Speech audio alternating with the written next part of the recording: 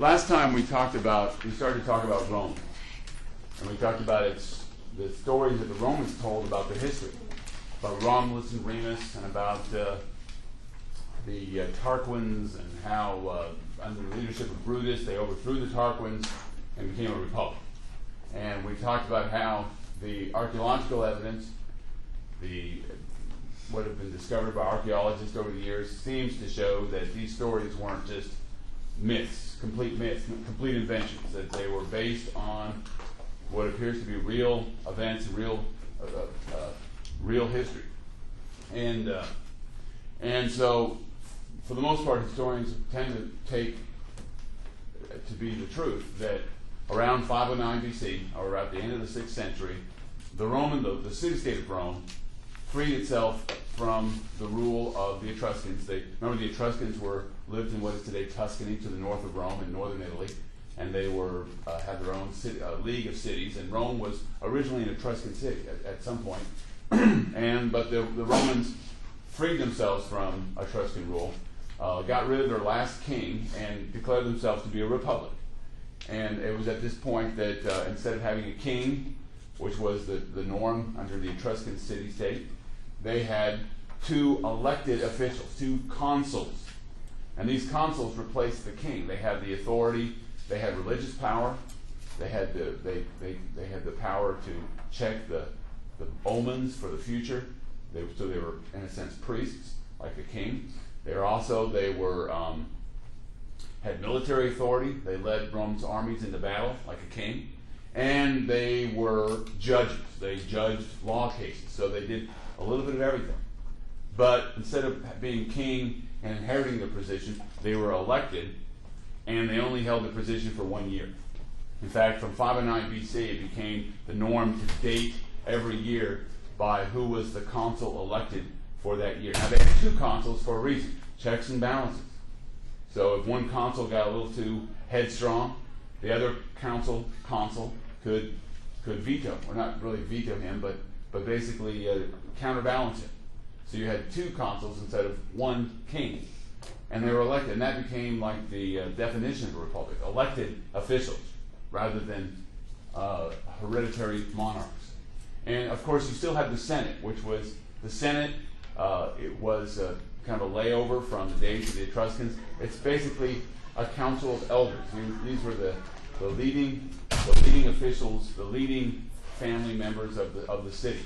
In fact, the word for Senate comes from the Latin word for senex, old man. Just like in the Sparta, remember, the Gerousia was the council of elders. We get geriatrics and geritol from means old men, and Senate means literally old men. It's the council of elders. Now, what we're going to do today is talk about how, over time, the Roman political system developed. Now, the Romans didn't have a constitution like we do. They didn't actually have a document that laid out how their government worked. Instead, the Roman constitution was traditional practices of government that were passed down over the years. And the Roman political system changed over time. So the Roman constitution was always kind of evolving and changing. And today we're going to look at the Roman constitution and how it developed. And we're also going to discuss Rome's expansion. There's a connection between the two. In many ways, Rome's success as a military power was a result of its political system. The political system that Rome had was a major reason why Rome was so successful and expanded the way it did. So we're going to talk about the Roman political system. We're going to talk about Roman expansion, how Rome went from a city-state to becoming a large, powerful empire in the Mediterranean. And then lastly, if we have time, we're going to talk about how this Roman Republic unraveled. One of the unfortunate side effects of expansion and growth, becoming a great military power and a great empire, was that it created all kinds of new conditions for Rome. And these conditions the Roman Republic wasn't able to adapt and deal with. And so, as a result, Romans lost faith in their political system. They lost faith in their political traditions. And instead, they found that they needed a strong dictator. Unfortunately, whenever time, and this is historically true, unfortunately, when people lose faith in their government, that's when they're more likely to turn to some all-powerful dictator, some godlike person who's going to lead them to the promised land, who's going to, take care of everything because they don't want to take care of it themselves. And that's what happened with Rome. It's called the Roman Revolution. Rome went from being a republic to being a military dictatorship. And it's a period of about 100 years that this transformation occurred from the end of the 2nd century BC to about the time of Christ. By the time of Christ, about the time of Jesus, by that time the Roman Revolution was complete, and Rome had become a very powerful military dictatorship and just a republic in name only. So, those are some of the big topics we're going to be dealing with today and probably on next Wednesday as well. So we'll begin by looking at the Roman political traditions. Look at the Roman Constitution and how it evolved over time. Now the context of this Roman evolution of its political system, of the development of the Roman Constitution, is called the struggle of the orders. Now, what was the struggle of the orders? Well, in Rome, from the very beginning, you basically had two orders of society, two main classes. And one class was called the patricians.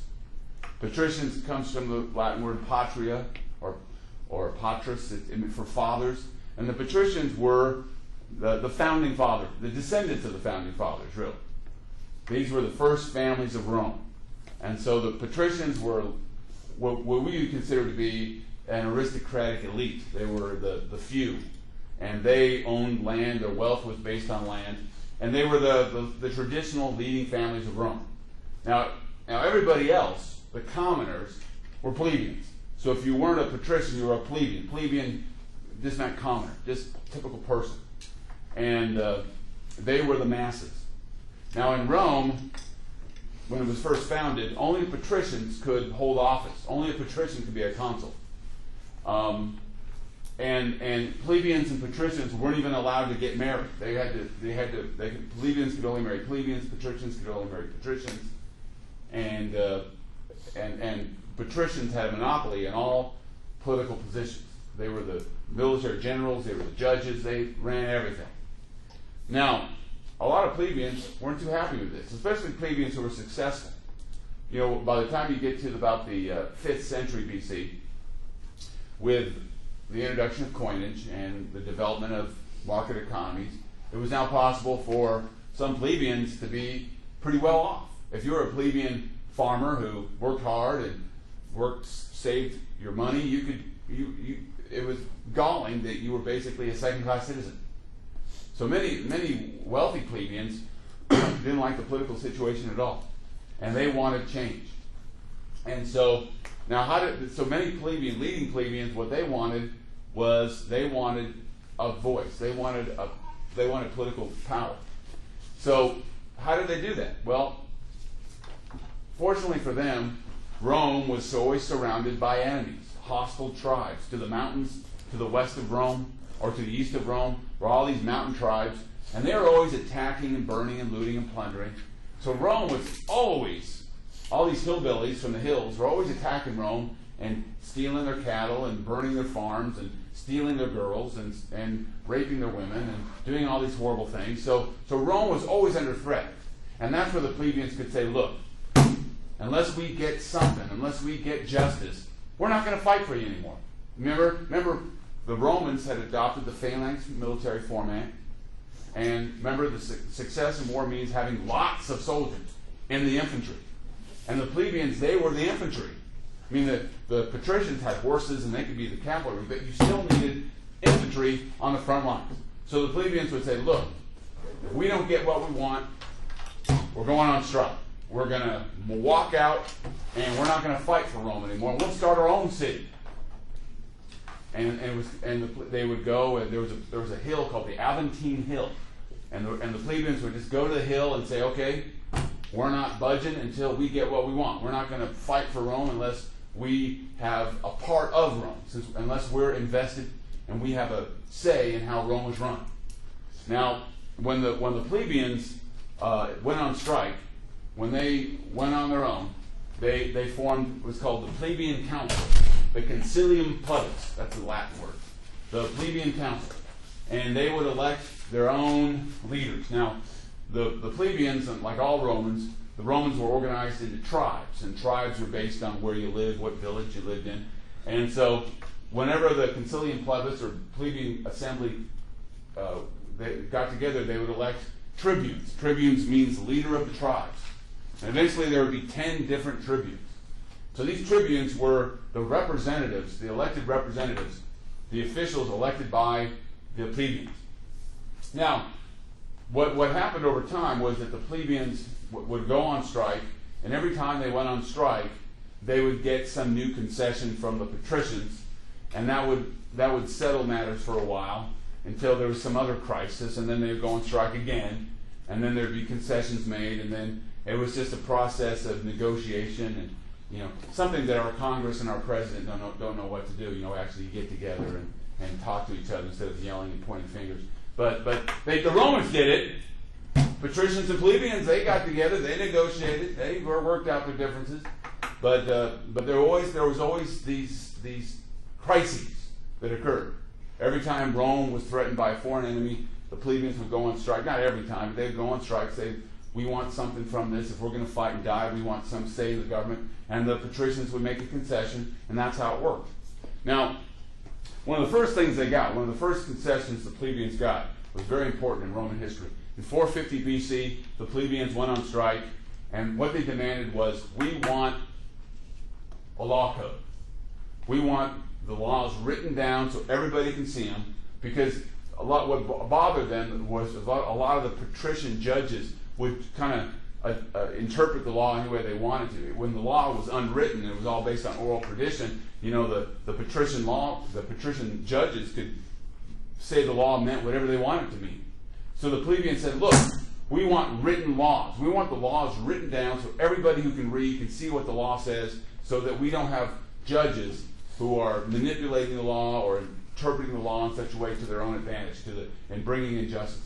So as a result of this first strike in 450 BC, a group of Romans wrote down what became known as the 12 Tables, and these were publicly posted for everybody to see, and it was the first written Roman law code.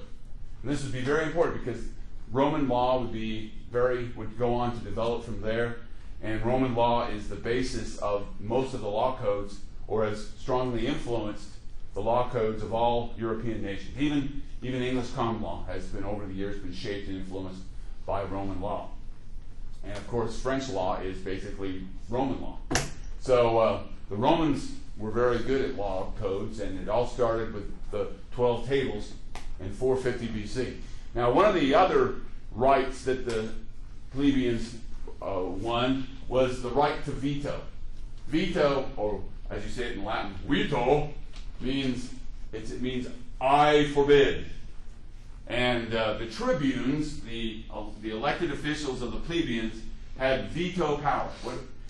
What that meant was that if any assembly or the Senate, or if a judge was doing something that was not in the interests of the plebeians, all a tribune had to do was to say, veto! And everything had to stop.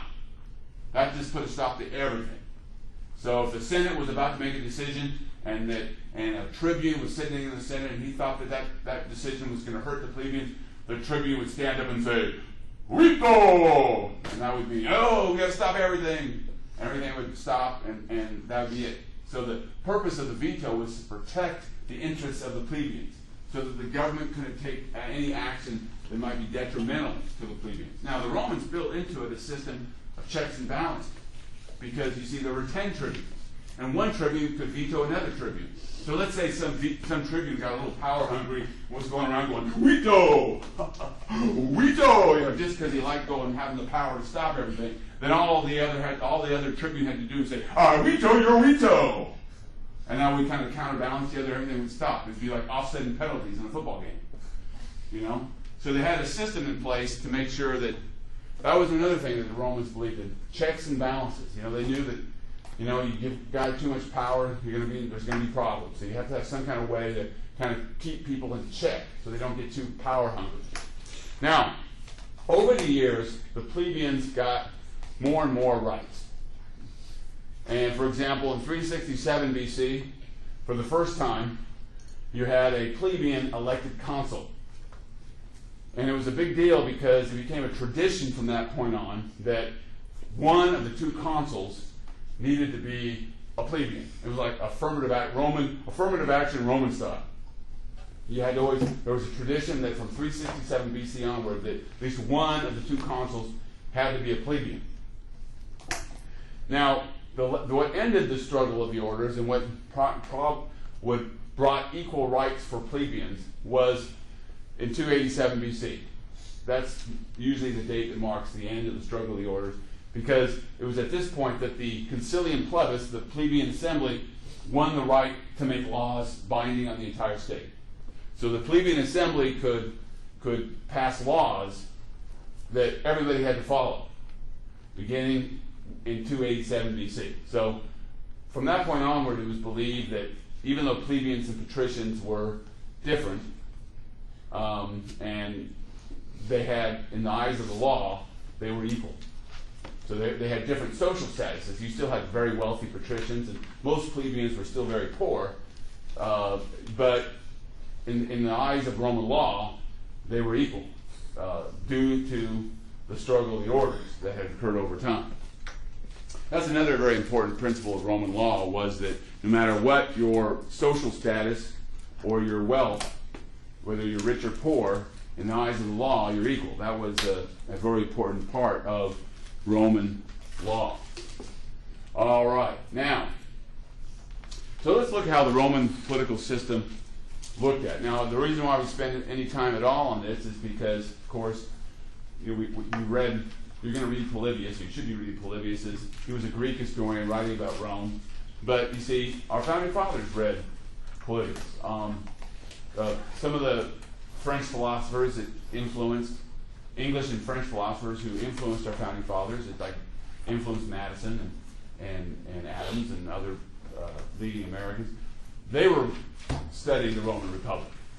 Now in the Roman political system, basically you had large assemblies that represented the masses. You had elected officials, and then you had the Senate. All right, now you actually in Rome you had a number of different assemblies, and each assembly was responsible for electing different public officials.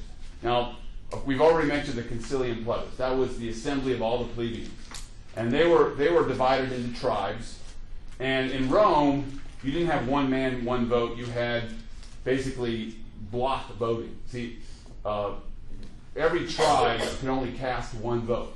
In Rome, traditionally, you had 35 tribes, and every tribe could cast one vote. So basically, all the members of the tribe had to get together and come to a consensus, but then they could only cast one vote.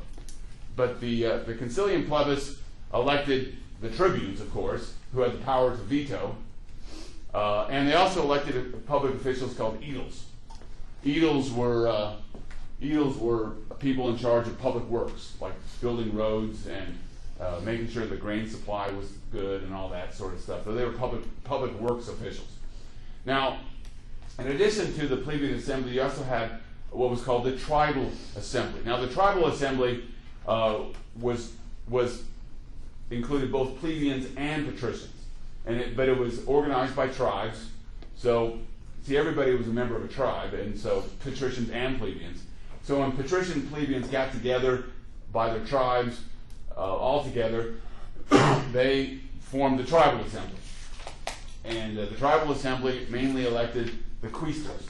The quaestors were the treasurers, the guys in charge of the money. Whenever a Roman general went on campaign, he always would have at least one or two quaestors with him who were in charge of distributing money. See, the Romans were pretty smart. They realized that you need to divide things up. You couldn't have one guy making the decisions and commanding the armies and controlling the money. You needed to have one guy controlling the money and one guy commanding the armies. You didn't want a guy having the money and the power. Romans were always very careful about that. So you had a quaestor were the treasurers. And they always accompanied every general, every consul when they went on campaign. Now, one of the assemblies that was the most important, probably arguably one of the most important assemblies, was called the Centurion Assembly. Now, the Centurion Assembly was based not on social status, whether you're a patrician or a plebeian, based solely on wealth. See, what the Romans did is that every 10 years or so, they would take a census, and they would determine how many citizens they had and how much money their citizens made. And then based on how much money you made, well, they based it on how much land, how much grain and oil your land could produce. Then you'd be placed in classes. Now, every class was assigned a certain number of centuries. Now, a century would be 100 men, 100 soldiers. Now, the idea was that the wealthier classes had more money, and they were taxed more, and their tax money was used to support the military. So centuries were based on how many men, or how many groups of 100 men a wealthy people could pay for and support to equip them for war. So, and then based on those centuries were how many votes you had. So basically, the wealthiest people, they could pay to equip the most soldiers. Therefore, they were assigned the most number of votes. So it was a system. The more you paid in taxes, the more votes you had. And that's how it worked under this system. So it was basically, if you had money, you had more votes because you were paying more taxes. You were paying for the military. You were paying to equip the soldiers for war. And so the Centurion Assembly represented the Roman people at war. And so they had very important decisions to make. They elected the 2 consuls every year. Now, over time, the consuls got so involved in leading military campaigns that they couldn't perform their duties as much as judges. So to assist the consuls, you had praetors. The praetors were the ones who mainly their job was serving as judges. And then you had the censors. The censor would be the guy in charge of the census. And it was because it had to be done every 10 years to determine what people should be in what class, to determine voting. Now, all the assemblies elected the public officials, and all assemblies could pass laws. All law-making authority was vested in the assembly. So they elected the public officials through block voting, and they also could pass laws. And the elected officials that they elected were the ones who presided over these different assemblies. Now, one of the most important institutions, though, of the Roman Constitution was the Senate. Now, why was that? Now, the Senate had no power to make laws, but the Senate only had advisory power. All the Senate could do was to make advice. They were a council of elders. But everybody listened to what the Senate had to say, and this is why. Because the way it worked was that once you had served 1 year in any kind of public official, if you were a quaestor or a tribune or a consul, whatever your political position, after you had served your 1 year in office, you became a member of the Senate. So the Senate was made up of a bunch of former elected officials. Every time you weren't holding office, you were a member of the Senate. So usually, if you were a public official, you weren't going to go up against the Senate. You were going to take their advice very seriously because you knew that once your year of service was over, you were going to be a member of the Senate. Talk about old boys club. I mean, it was the ultimate old boys club, good old boys. Because you knew that you're not going to basically screw the Senate. You're not going to give them the bird because you know that when your year is over, you're going to be a senator, right? So it's in your best interest to listen to what the Senate has to say. And they did. That's why the Senate was so powerful. Usually, elected officials, they didn't present anything to the assemblies to be made into law. They didn't take any actions without first conferring with their colleagues, with their friends, and their colleagues and fellow elected officials in the Senate. And that's why the Senate was so powerful. And another thing the Senate could do, they controlled the money. So the assemblies could make all the laws they wanted, but nothing could get funded until the Senate said, okay, we're going to pay for it. So the Senate controlled the purse strings. And that was another reason they were the most powerful institution. Now, the Senate tended to really look out for the interests of Rome's wealthy. And so that's one reason why people, when they look at Rome, see the Roman Republic as largely an oligarchy or a rule by the rich. Because basically, in the system that was set up, basically the wealthiest people in the Senate pretty much called the shots. Now, by the time you get to the 2nd century BC, as a result of the struggle of the orders, the Senate wasn't just made up of patricians anymore. You had patricians, of course, up there who were in the Senate, but you also had what were called, plebeians who had risen up the ranks and held elected office. And so you had a class of people that was made up primarily of patricians with plebeians who had raised themselves up and achieved high success in office. And so this class was called the nobiles, the known ones. The noble, we get the word noble from it. The nobiles were the wealthiest families, mostly patricians, but with some plebeians. And it was not a closed class of people. It was possible to join the ranks of the nobles. So if you were a really successful plebeian and worked hard, and maybe you got elected to high office, then you could become, and your descendants would be members of the nobles. So it was an elite, but it was an open elite, open to anybody who had the ability and talent and good fortune to have success in public office and be wealthy. Now, one of the keys to this system was that allowed the nobles, these wealthy families, to generation after generation to dominate Rome, was the patron-client system. Now, this isn't mentioned in Polybius's account of the Roman Constitution, but we know it's a very important system. See, in Rome, everybody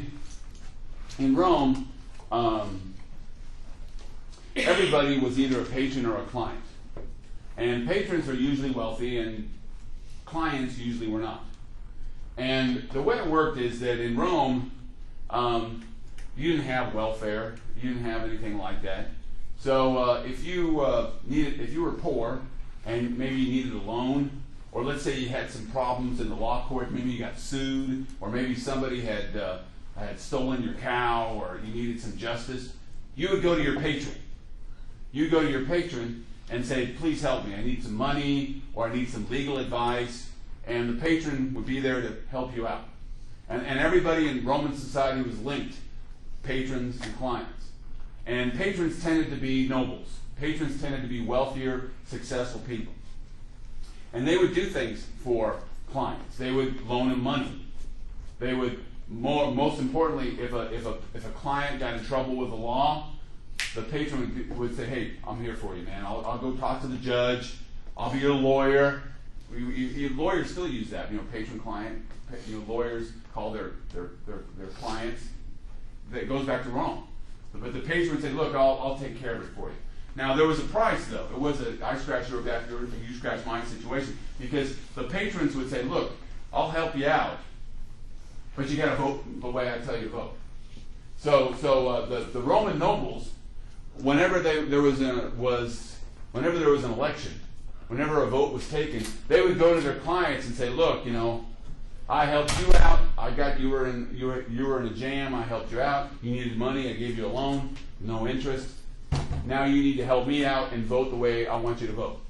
And so that was one reason. Since so many nobles were patrons, the patron-client system was a way that it ensured that these wealthy families were going to get things the way they wanted, to get elections to go they wanted to go. If they wanted to make sure that their son, their little boy, got elected to high office, they would pull some strings, talk to their clients, and get those votes where they needed them. So that's how the political system worked. Now, for the Roman noble, it was all worth it, because for the Roman nobles, success in office was the key to maintaining your family's traditions. Romans were thought very highly of their reputation, their dignitas. We talked about time among the Greeks. For the Romans, it was dignitas. And Roman families, Roman aristocratic families, the Roman nobles, were very keen that they maintain the traditions of their families. It had a lot to do with Roman religion. Romans honored and venerated their ancestors. And so it was key. If you wanted your ancestors to look kindly upon you and bless you and give you success, you needed to honor their memory by being successful yourselves. And for the Romans, success in political office was everything. That's how you measured your success, was how well you did in serving the Roman state and holding high office. And that's how they measured their self-worth, their dignitas.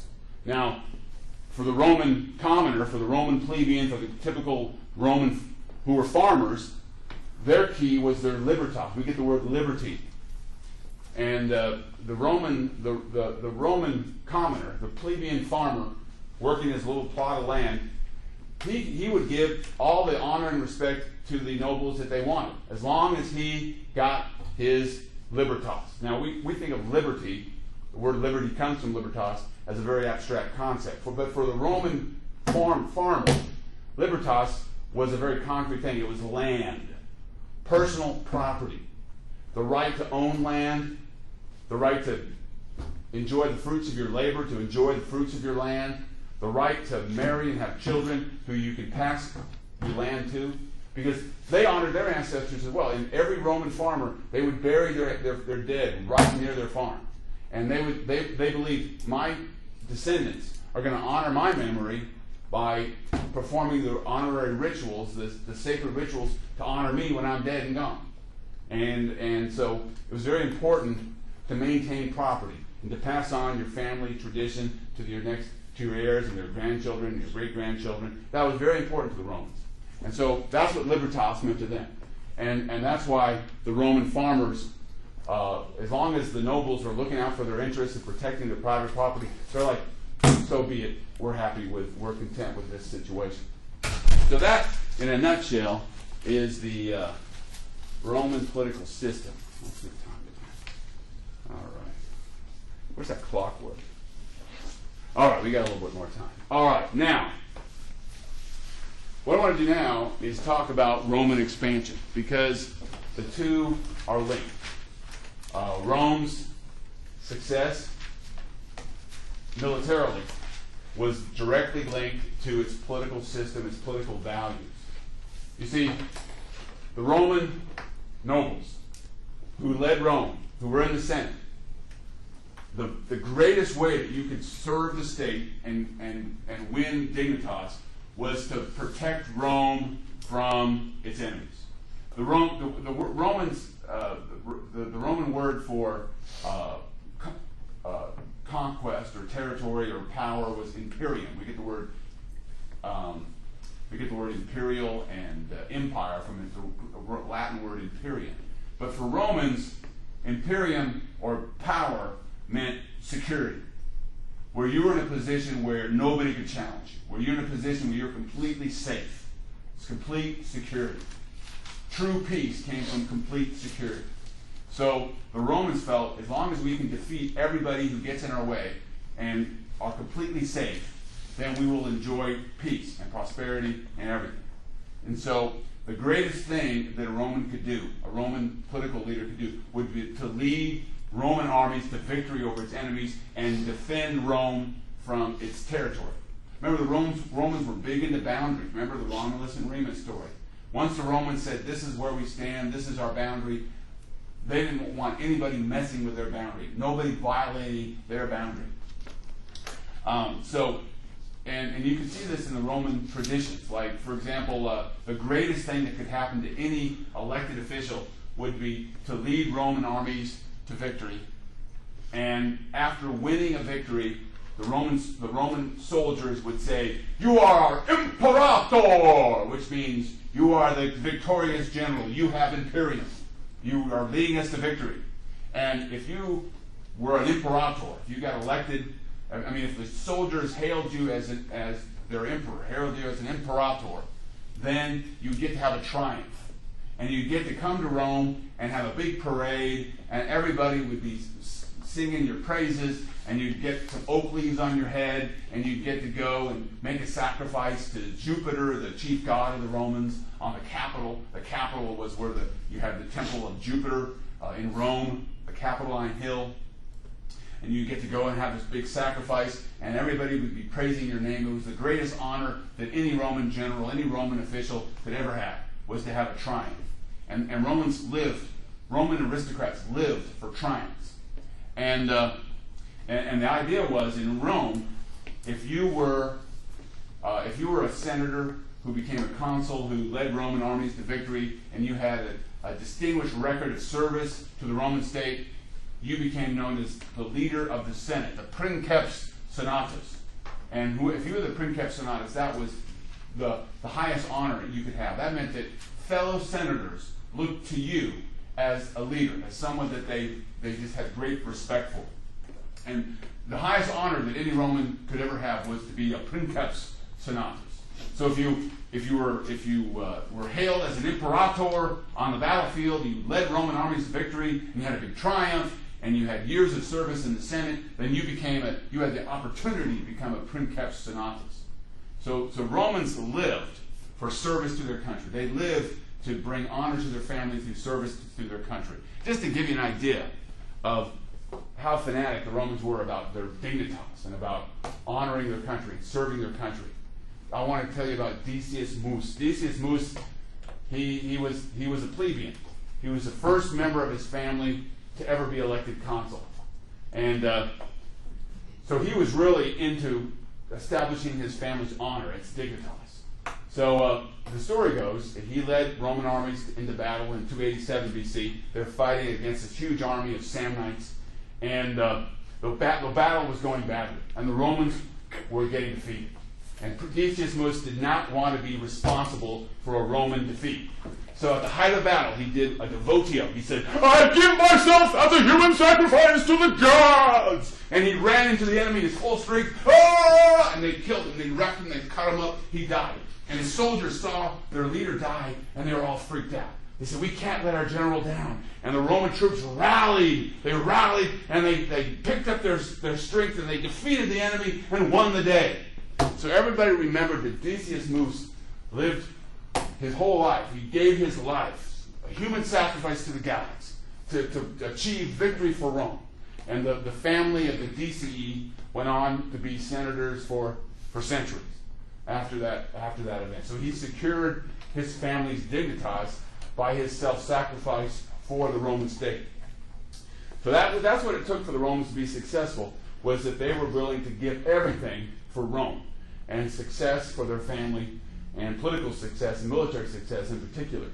Now, another reason for success for Rome was the nature of the Senate. The Senate was made up of all these former elected officials.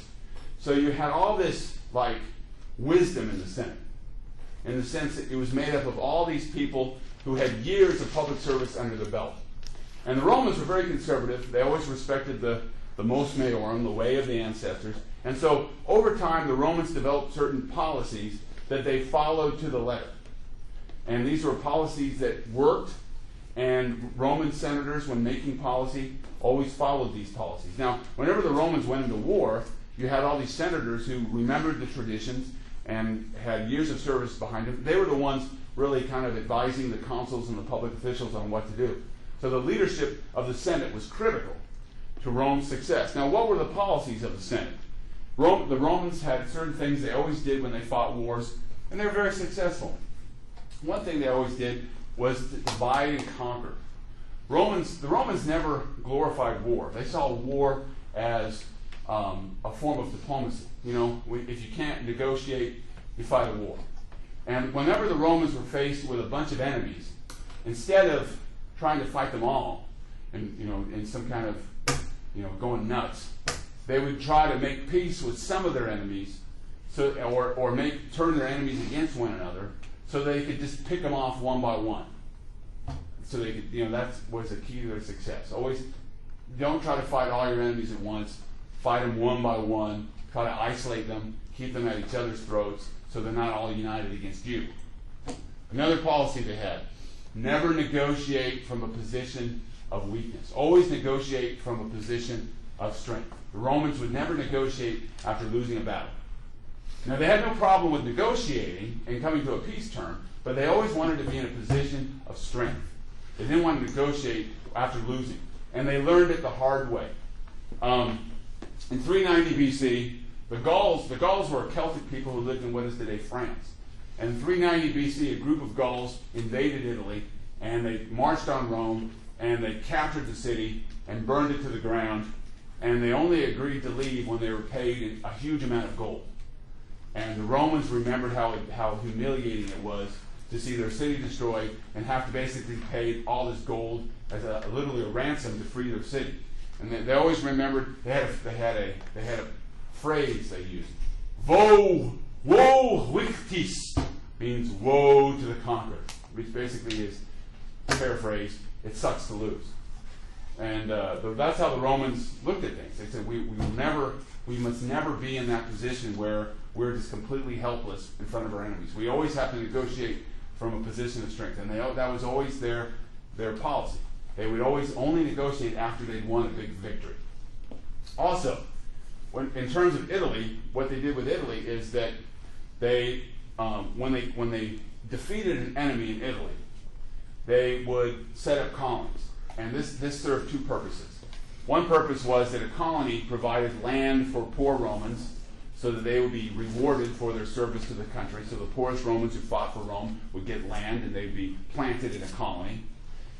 Secondly, the colony would serve as the first line of defense. So if that conquered area rebelled, the colonists in the colony would act as your first line of defense. Then the Romans built great roads so that you could connect Rome by road to that colony. So you could use the road to bring in the troops to support the first line of defense, the colonists in that region. So throughout Italy, the Romans established colonies of Romans and Latin-speaking peoples.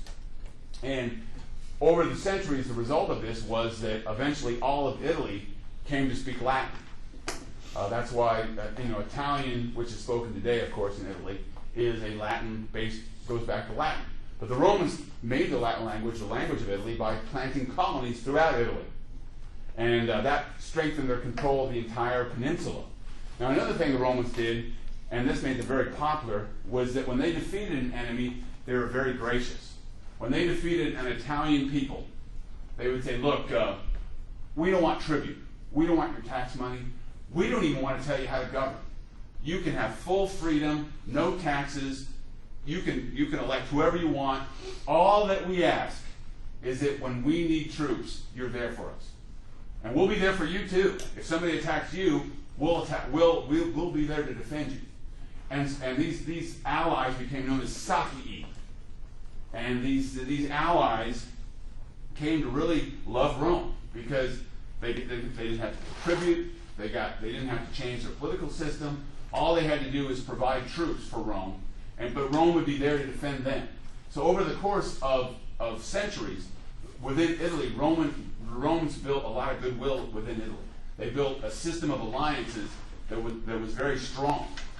Now, another thing the Romans did was that they always would give citizenship to allies that were particularly loyal. And allies came to really value Roman citizenship because that meant that you had a voice in the government. And the Romans would grant citizenship to particularly loyal allies. And this was a good idea because it expanded their military base.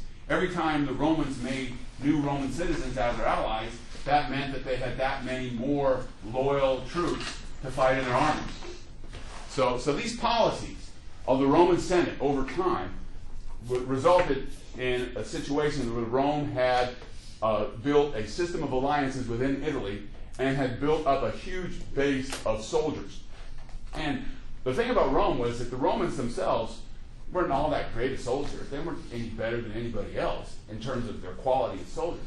The real strength of the Roman state was the numbers.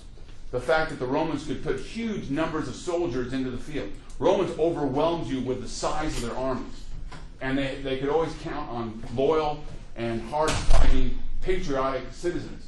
Because Roman citizens believed that they were fighting in defense of their nation.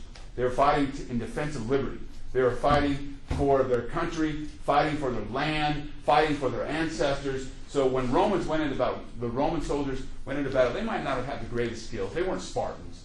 They might not have been the best fighters. But they fought with a lot of fervor, and there were large numbers of them. And that was a key factor behind Rome's military success over the years. All right, I think it's time for a break here. Yeah, all right. So we're going to take a little break now. Now, what I want you to do, of course, stretch, do a little exercise, do some calisthenics, and I want you in your groups, I want you to consider this question. We've talked a lot about Rome and the United States, founding fathers, Roman Republic, all that. Okay, I want you to think about some ways. We've just talked about the Roman Constitution under the Republic. In what ways does America and our political system and our political values, in what ways is it similar to the Roman Republic? I want you to think about that question. We'll have a little discussion in about 5 minutes. So you think about that in your groups, and if you haven't do your self-study, your self-grading, if you haven't done that yet. So about 5-minute break here. Yeah. All right, so what do we got here? This is group 6. Where's group 6? Group 6? All right, group 6. What do you got here? What are some of the similarities between the Roman Constitution and USA? Like the elected officials, but we went one step further. You still have to, just like today, even in Roman times, you had to have some backing or money, monetary value to run for the company. That's true. That's true. Yeah, you just couldn't, decide you wanted to be in the lead or, with that. You had to have some clients, didn't you? You had to be a patron who had some money to spend, some time to know the law, had some insider things. You had to be a patron, yeah. And then the court systems. What? The court systems that we have today, similar to what they had then. They had courts, yes. What else? Anybody else got anything? Anybody else want to add to the similarities? Yes. I thought it was kind of ironic that the one thing that's not changed is the Senate's still taking care of the rich people. Yeah, well, that's been true. That's true. Yeah, and it's still a bunch of mostly old men. Yeah. Look at the Senate. Yeah, you got some old ladies there too, but mostly old men. Yeah. Really big into checks and balances for veterans. Yeah, the Romans were big into that. They didn't think, they were into checks and balances. Yeah, and we have one. The Virginia Plan was drafted by James Madison when he drafted what would become our Constitution. It was built with a system of checks and balances. I mean this seriously, did they have instances during Roman history where the system of checks and balances was being circumvented by those in power? Of course, and we're going to get to that. Cool. Yeah, of course. Eventually led to military dictatorship. Because if the government doesn't function, then you have people say, "Oh, we need a dictator. We need somebody to come in and run everything because our government doesn't work." So whenever you hear these people saying, "Oh, our government doesn't work," we need somebody who can come and take care of business for us. You watch out for those kind of people, because they might be selling you snake oil. Oh yeah, we need this guy. He's going to come save the day. He's our savior. He's going to come teach those people in Washington how to work things, get things right. So you always have to watch that tendency, because that's one of the lessons you learn from Rome. Once people lost faith in the system, they started to turn to military dictators who they thought could do the job. All right. So before we get to that point, though, we have to talk about Roman expansion. And we've talked about one factor being the political system. Now, another factor for Roman expansion has a lot to do with, the Romans being very practical. The Greeks might have been great thinkers and intellectuals, but the Romans, when it came to practical matters, were very good. And Romans were very good in terms of learning from their enemies and building on their strengths to create a very strong and effective military. Just give you a couple examples. You know, the Romans realized that the phalanx that they got from the Greeks, it didn't work in the hills. If you were fighting hill people, a phalanx, when it gets into higher ground, it breaks up. It just doesn't function very well when you're on uneven ground. It only works on a flat surface. So, and the problem that Rome faced is that they're surrounded by mountain tribes. So the Romans developed a system called the legion. And the legion was broken up into different groups called the cohorts. Now the thing about a legion was it was very flexible. The legion could, the Roman soldiers were very lightly armed. They didn't have the big heavy armor because they realized that if you want to chase a bunch of people in the hills, you don't want to be dogged down with a bunch of armor. So what the Romans would do is that they could, the legion could fight as a phalanx, but it could also break down into its component parts and turn into an army that could fight in separate units on hilly territory, on uneven ground. So they could fight in a plain or they could fight in the hills. So the Romans developed a very flexible military arrangement with the Roman legion. So they were kind of light infantry. The Romans were very light infantry. Yeah, they had a helmet, but they usually just had leather armor. They didn't have the metal armor. They wore thick leather armor, and the shield was small. Another thing they learned, when the Romans, we're going to get to this war in a minute, when the Romans were fighting Carthage, see, the Romans didn't even have a navy. When they fought against Carthage, they went against the greatest naval power in the world, and the Romans went to war, and they didn't even have a navy. So the Romans didn't even know how to row ships, for crying out loud. So the story goes is that they found a Phoenician ship got crash landed. It crashed on their shore, and they saw the ship, and they just copied it. And then they used that to build their own fleet. But they still didn't know how to row.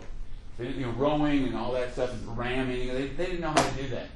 So what they came up with a way to turn a sea battle into a land battle, and it was called a corvus. The corvus was a big wooden plank with a metal thing. It looks like a corvus means beak. Looks like a bird's beak, but a big heavy metal thing. The way they do is they would, instead of trying to ram ships, they would let the other ship ram them. But then when the other ship rammed them, they would drop down the corvus, this big wooden plank, and the metal tip would stick into the plank of the other ship. And then their soldiers would just board the other ship. So they would just wait for the enemy to try to ram them, and then they would link onto it, and then they'd take over the other ship with their infantry on the ship. So they turned a sea battle into a land battle. And they defeated the Carthaginians. They won some naval battles using this method. Pretty ingenious. Now, another example. When the Romans encountered the Spanish were mostly Celtic peoples living in what is today Spain. The Celts had a very good effective sword. It's called the Spanish short sword. And the Spanish short sword was a short sword. It was a two-bladed sword with a point. So it had a point, but it also had two sides that were very sharp. And the beauty of a Spanish short sword is you could use it to stab, but you could also use it to slice, right? Now the Romans said, hey, we like this sword because they made it a weapon of terror. See, what the Romans decided to do is we're going to scare the crap out of people. So when the Romans went to war, whenever they killed you, they would stab you first, and then they'd cut you up. They would in there and slice. So they'd cut off your arms or legs. They wanted to mutilate the enemy. They wanted to mutilate and scare the crap out of them. So they said, look, when you fight the Romans, you end up losing your body parts. They don't just kill you, they dismember you. And they used that Spanish short sword, and the Romans got a reputation. Everybody feared the Spanish short sword. The gladius. We get the word gladiator from the sword that gladiators used, the gladius. Question? One question. You was talking about the phalanx. Yeah. And I think, what was it? Just trying to remember. Hannibal. Yeah. When he fought him, and the phalanx, he kind of used the concave phalanx on them for the first time and enveloped them. Did they adopt that system after Rome? Did they adopt that system after that battle? I can't remember where it was at. Maybe. Oh, well, the Romans, yeah. That was just a battle strategy using the phalanx. Yeah, the Roman at the Battle of Zama you're thinking about. But we'll get to that. Okay. But that would be a particular strategy that was used by Scipio Africanus. But that's true. But Now another thing the Romans did. This is another great, a great innovation. In about 100 BC, the Romans were facing Germans. The Cimbri and the Teutons were these Germanic peoples, and these are blonde guys. They're like 6 feet tall. The little Italians are like 5'2". And these guys all, and the Cimbri and the Teutons, they had these warriors called berserkers.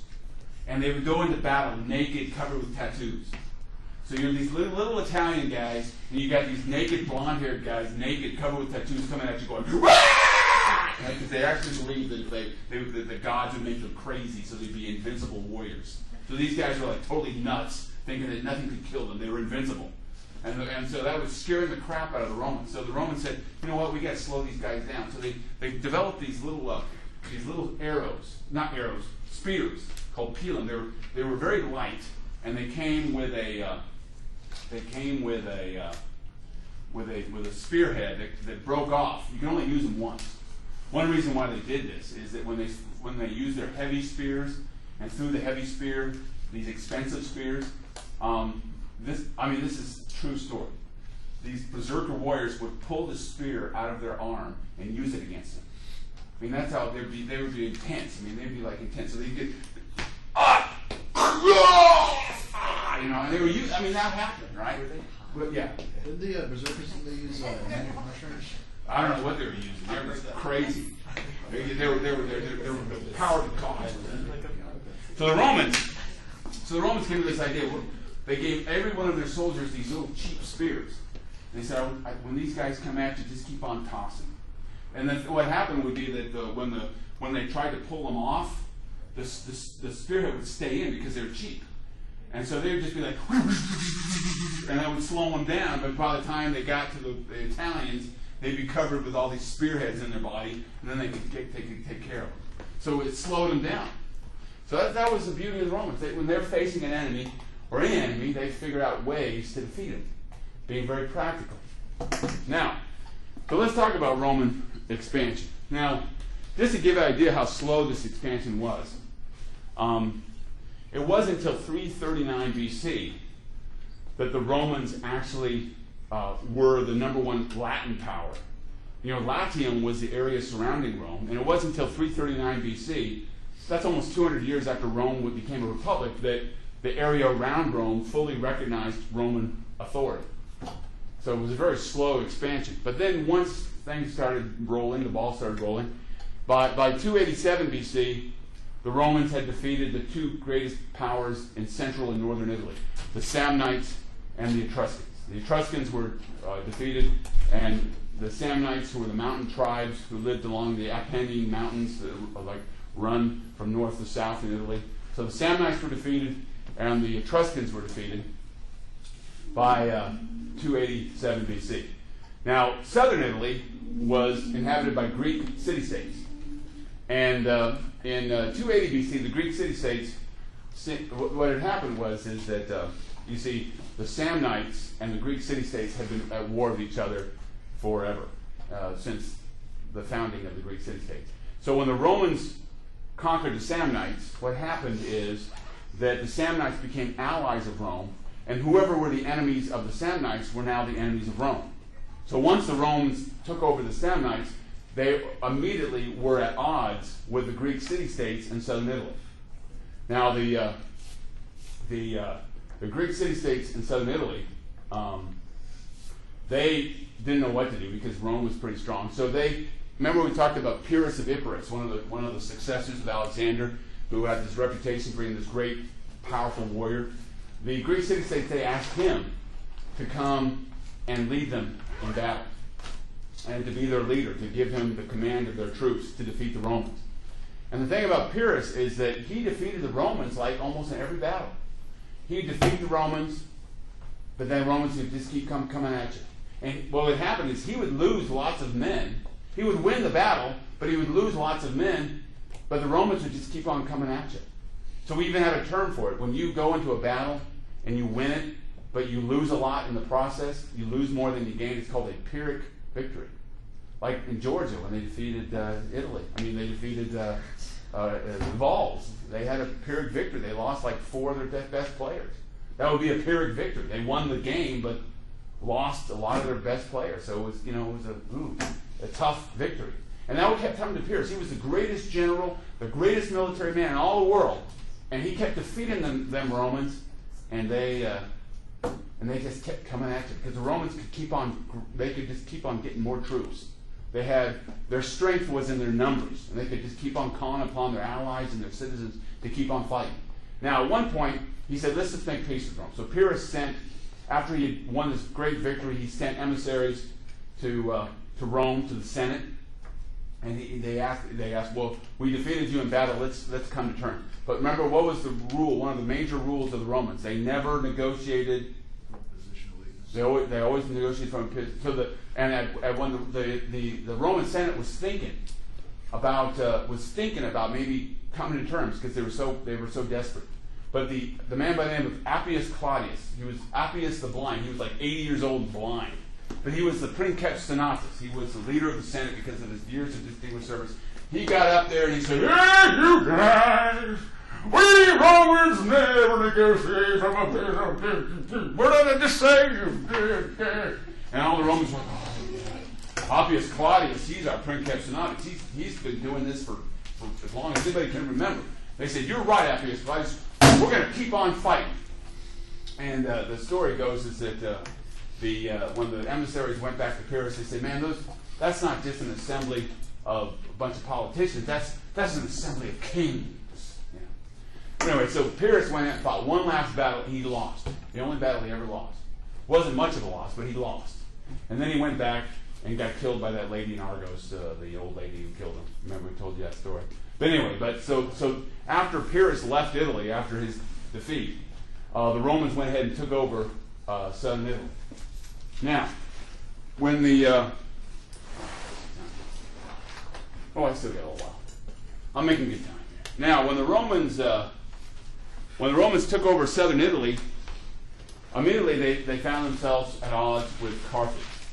Carthage was originally a Phoenician colony in North Africa, what is today Tunisia, and for years, Carthage had been at odds with the Greek city-states of southern Italy and Sicily. So once Rome conquered southern Italy, they found a new enemy. The ally, whoever their new ally is, they have to be the enemies of their allies.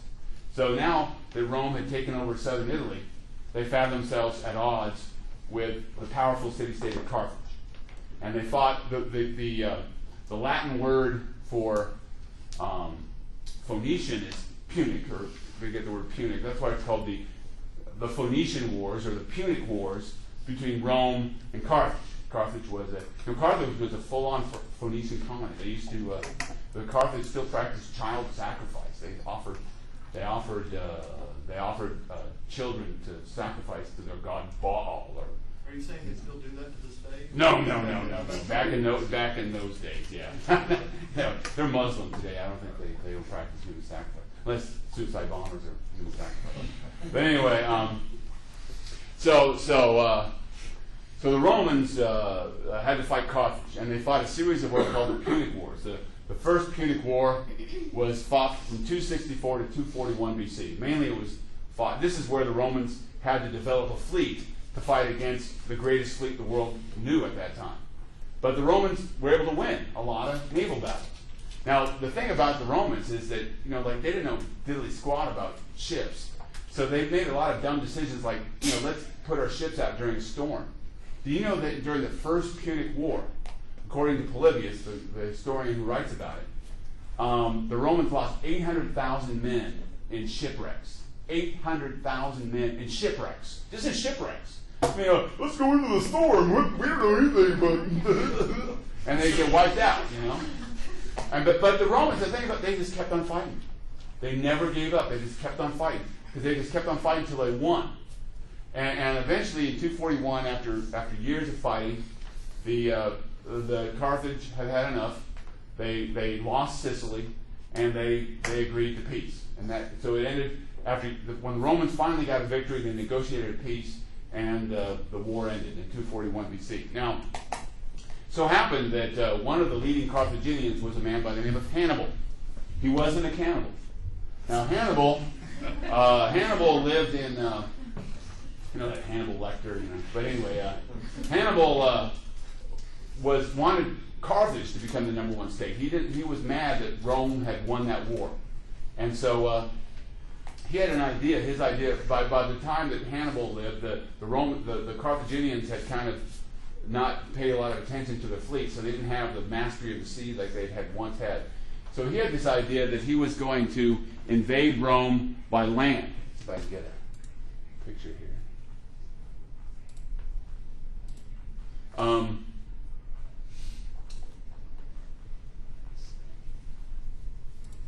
See, here's Carthage right here, and what his idea was that he was going to Rome. The Carthaginians controlled Spain, and the idea was that he was going to raise an army of Carthaginians and Spanish tribesmen, you know, who were under Carthaginian rule, and then march across France, cross the Alps, and then get into Italy. See, his thinking was that Rome's strength was its allies. So he thought that if he could get a large army into Italy and defeat the Romans, that Rome would be deserted by its allies, Rome would become a second-rate power, and that would be the end of it. So he thought that once he had this large army, and he was the one who brought the army and used the elephants, and the elephants crossed the Alps. It was an amazing feat. Can you imagine elephants crossing those little mountain passes, you know, with all the snow? And I mean, he did it. He lost a lot of his elephants, but he did it. Hannibal is truly one of the greatest generals. He had this army of Gauls, of Spaniards, Celts, you know, and Carthaginians, North African Libyans. You know, he had all these different groups of people, and he kept them together through all the thick and thin. You know, he was a great, charismatic military man who kept all these people together and created a powerful military force, and he defeated the Romans every time. Just out of curiosity, all of northern Africa is desert pretty much. Oh, no, not the extreme northern part of it. It's kind of got a Mediterranean climate. So I was just wondering how you got the elephants in Spain. they were from Africa. They had trade relations with peoples to the south. Yep, they would have to freight them. Oh, yeah, it was a big deal. Yeah. See, and they're African, not Indian elephants. They're African elephants with the big ears, you know. I don't know how they did it. Yeah, it's pretty amazing. The pharaohs, the Ptolemies of Egypt perfected the idea, and we know that they sent huge expeditions to the south to collect these elephants. It was a big deal. We don't know how all the details because we don't have all the evidence. But yeah, I don't know how he did it. It's pretty amazing, though. Are you saying they used them for combat? Yeah, they used the elephants. They used, beginning with Alexander, they used Indian elephants, and they use them as tanks. You'd use your elephants to just basically run over the enemy, and then they'd have archers on the elephants who would shoot arrows. That's why they were the weapon of mass destruction of the ancient world. Were elephants. Yeah. All right, now we got one more second in now, but this, at least to say, this is how it worked in the Second Punic War between 218 and 202 BC. Real quick, he won all these battles, but the Romans never lost their allies. See, all those good years of goodwill building worked out. Even when they lost every battle, most of the Roman allies stood with Rome. Pretty amazing thing. Now, then the Romans got gutsy. A man by the name of Scipio Africanus, he said, I'm going to invade Africa. Now, this is the thing. Hannibal had an army that was threatening Rome. And Scipio said, let's send a big army to Africa, and we'll threaten Carthage. And we'll see who, it's like a big game of chicken. Let's see who folds first. So even though Rome was under siege by Hannibal, a Roman army was besieging Carthage, led by Scipio Africanus. And it was the Carthaginians who scared first. The Carthaginians didn't know what to do, so they recalled Hannibal. They said, Hannibal, you got to come back and save us. So Hannibal comes back and has to leave Italy. He's very disappointed because he hoped to end Rome's hegemony. But he had to leave Italy to defend his hometown. And at the Battle of Zama, the two armies met, and that's where he did this little collapsing thing. He put his weakest guys in the middle, and when the Carthaginians attacked, they were outflanked and surrounded. The Battle of Zama, and it was a big victory for Scipio Africanus. And there's a great story where after the battle, the Romans had lost. I mean, the Romans had won, and Scipio and Hannibal were talking, and they were talking about they were comparing notes, and well, too bad. I'll tell you the story later. But anyway, but I'll let you go. But it was the defeat at Zama marked the end of Carthage, and that established Rome as a hegemonic power in the Western Mediterranean. So we'll finish the story about Rome's expansion and Roman Revolution on next Wednesday.